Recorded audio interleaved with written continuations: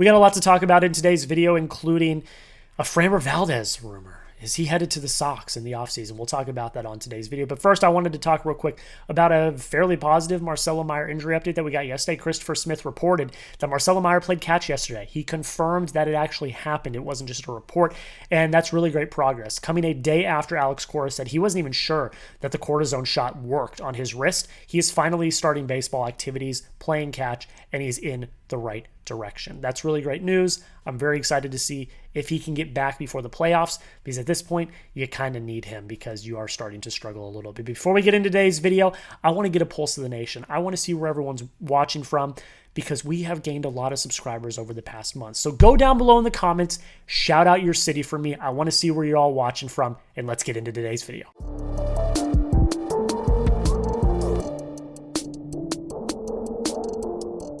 The Red Sox are going to have to make moves in the 2026 MLB offseason, and today we have our first glimpse at what they might be doing. Welcome back into the Red Sox Rundown. My name is Jack Lauderay. Thank you for watching today's video. Kerry Miller of Bleacher Report put out an article, a way too early MLB free agent predictions post-2025 trade deadline, and his number 2 prediction was the Red Sox signing Framber Valdez of the Houston Astros. Let's just get into it. Let's get into the meat and potatoes. Let's talk about it. Here's what Kerry Miller had to say on Framber Valdez to the Red Sox. Age is sure to be a factor in the length of his contract, as Valdez turns 32 in November. However, turning 32 last December didn't stop Blake Snell from landing a 5-year, $182 million deal that made him the pitcher with the 3rd highest AAV in the majors this season. Boston figures to be in the market for one of the premier starting pitchers available this winter, especially after the recent news of Tanner Houck's Tommy John surgery. Pairing Valdez with Garrett Crochet would give the Red Sox maybe the best 1-2 punch in baseball. The prediction is a 5-year, $160 million deal. Best 1-2 punch in baseball, he says? I tend to agree. You bring me a better 1-2 punch in all of baseball in terms of starting rotations. Maybe the Dodgers if they're healthy. Maybe the Mariners, but I would still argue that as well. In a few years, maybe the Pittsburgh Pirates. But I think that Framber Valdez and Garrett Crochet, 2 top-of-the-line starters, make you one of the deadliest rotations in all of baseball. You've got a 2-headed monster that is terrifying. And then if you've got a Brian Bayo and a Kyle Harrison and maybe in the future a Peyton Tolley or someone like that, you could put together a really exciting rotation over the next few years. And Framber Valdez, if you're saying, Jack, whoa, 32 years old, blah, blah, blah, blah. Blake Snell just got a bag at 32 years old. We know he's perfectly capable. I'm not worried about the age for him. If you sign him to a 5-year deal, he's what? 37 by the time that deal's over. We've seen pitchers go longer than that. And Framber Valdez has been consistently efficient. Here's more from Kerry Miller on Framber. Valdez has a sub-3 ERA dating back to the beginning of 2022, during which time the only pitchers to accumulate more F-WAR than Valdez were Zach Wheeler, Tarek Skubal, and Logan Webb. Valdez also leads all pitchers with 79 quality starts during those 3+ seasons. His name is in elite category in terms of the current starting pitchers in baseball. He has been the epitome of consistency, and if you had him up as your number 2 starter, it's one of the best 2-headed monsters in all of baseball. I would definitely make this deal. I think the Red Sox desperately need to go get a starting pitcher, and I think Valdez is one of the best that's going to be on the market this offseason. But you let me know. Get down below in the comments. Would you sign Framber Valdez? S for sign, P for pass. Let me know. I want to hear your thoughts down below in the comments section. I think this would be a steal of a deal, honestly. Framber Valdez, the prediction is 5 years, $160 million. The Max Fried deal, 8 years, $218 million with the Yankees. Now, everyone, we all wanted Max Fried this offseason, and he's been good for the Yankees, but let's compare the two. Here are their stats so far this season. Max Fried, 144 innings pitched, a 2.94 ERA, 135 Ks, 36 walks, and 3.16 FIP, That's a pretty good stat line. It really is. I won't lie. Let's look at Framber Valdez. 145.2 innings pitched, more than Max Fried. A 2.97 ERA, just above Max Fried. 145 Ks, more than Max Fried. 49 walks, more than Max Fried, which you wouldn't like to see. A 2.96 FIP, less than Max Fried. You are basically getting the same pitcher at basically the same age for $58 million cheaper. I think that's an absolute steal of a deal. Now, does Valdez take that deal? Who's to say? There's definitely going to be, some sort of competition for him. The Red Sox are not just going to be able to waltz in and get him at this type of deal. You're going to have to compete. However, with so many high leverage, high potential arms in this class, it's going to be very interesting to see, if those teams kind of get fleshed out and moved around at the end of the day. If you don't end up with Framber Valdez, there's plenty of other names to look at in this free agency class.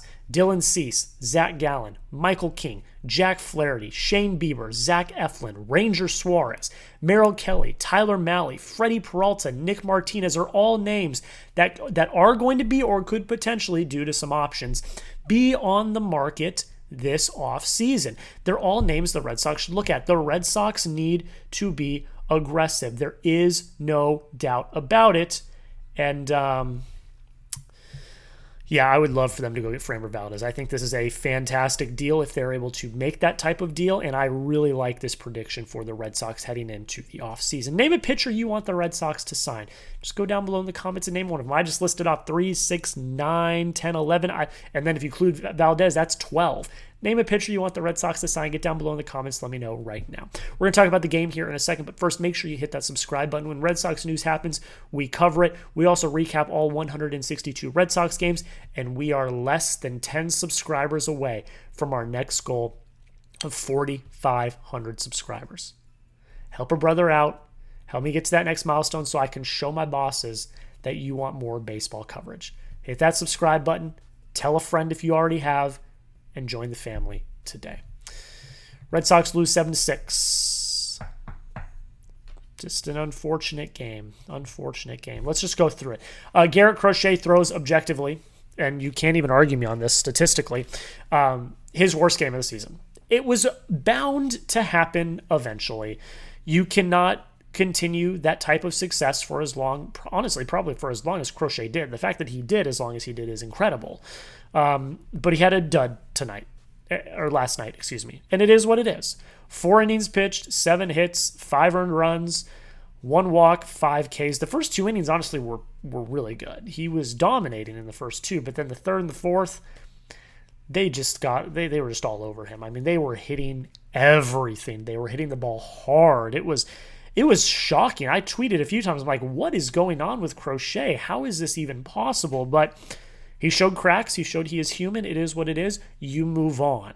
He has earned enough grace for us to not get so angry at him. Now, did you need him to kind of go out and shove last night? Yeah, you did. Because you've lost 2 straight. You've got Dustin May and Walker Buehler on the mound the next 2 days. There is a legitimate, and I mean legitimate, possibility that you get home to Fenway after this road trip and you went 1-5. That's not good. And so, while I'm going to give Crochet some grace because he's been so good this season, you needed that dominant start last night. You really did. But it is what it is. It is what it is at the end of the day. You cannot change the past. You can only look to the future. However, what you can change is Jordan Hicks being on this baseball team. I think Jordan Hicks should be DFA'd now. Now, just make it happen now. It's a failed experiment. I know you're clinging on to him because he is the lone member of the Rafael Devers trade up on the Major League roster. I understand it. I understand the optics of it. Get rid of him. He's bad. He's been bad. He's just every time he walks out to the mound, you just groan because he's not good at throwing the baseball. He either throws 100 miles an hour out of the zone or he gives you a meatball down the middle like he did in the, 5th? He gave Ramon Urias an absolute meatball, and he hit it far. 1 inning, 1 hit, 2 runs, 1 walk, 1 K. It's unacceptable that he's coming in any type of leverage situation. Now, at that point, you were down 5-2, but as you saw how the game ended, that 2-run homer from Ramon Urias was the difference in the game. You cannot keep trotting out Jordan Hicks. It cannot happen. He needs to be DFA'd or sent down to Worcester. I don't know what you do. There's got to be a better way. There's got to be a better way. There has to be a better option. David Sandlin, Connerly Early are down in the minors waiting to be called up. I'd rather have one of them come up and struggle than watch Jordan Hicks walk out to the mound every few days and shit the bed. It cannot happen anymore. There has to be a better way. There has to be. Isaiah Campbell, Garrett Whitlock came out and threw 2 perfect innings, but alas, the damage was done. The offense didn't look fantastic tonight, but they gave you enough fight to keep you in the game. 10 hits, 2 walks, only 8 Ks. That's really great to see. Roman Anthony was one of, if not the biggest star of the night. 2 for 5, 2 runs, 2 RBIs, 2 Ks. Had the home run that got you within 1 in the 7th inning. Absolutely electric factory. His 3rd home run of the season. Alex Bregman was the other star, returning home to his, the ballpark he called home for many, many years. He goes 2 for 4 with a run, 2 RBIs. He's a 2-run home run in his first at-bat back in the first inning.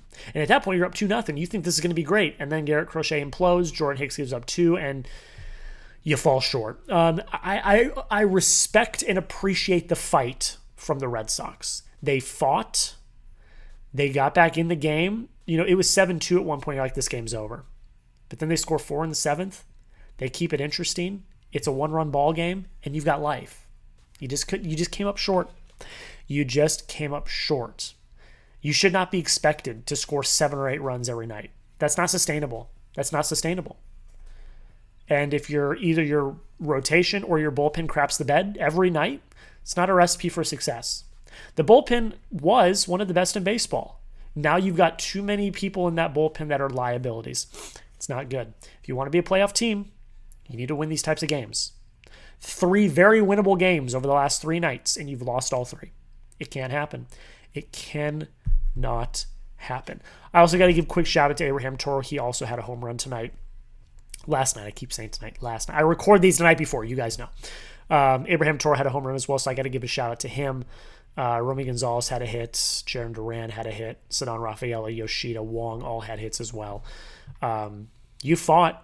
It just wasn't enough, and you end up losing your 3rd straight game. Take a look at the scoreboard real quick. Not every team played yesterday, so the standings aren't going to change that much, which I guess is in your favor. The only teams of substance that played, the Rays and Athletics are both out of it. The White Sox and Tigers are both non-factors. The Royals won, so that's something. They're kind of out of it, though. I mean, the only results that really matter are the Rangers won and the Yankees won. So if you take a look at the standings, let's take a look. You're a 1.5 games up on the Yankees. 4.5 back in the division, and then in the wild card, you're a 1.5 games up on the Yankees. 2.5 games up on the Guardians. You're still a little comfy, but you're starting to get a little uncomfy.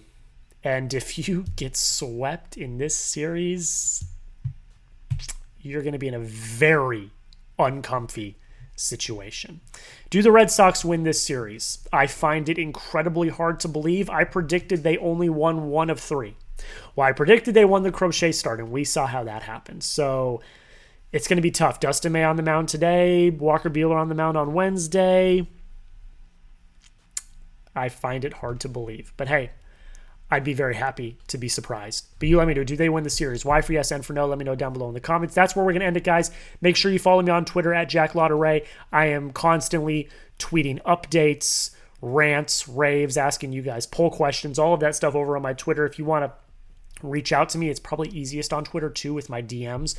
I check my DMs on Twitter the most. So follow me at JackLauderay. That link is down in the comments and the description of today's video. We'll see you in the next video. And until next time, go Sox.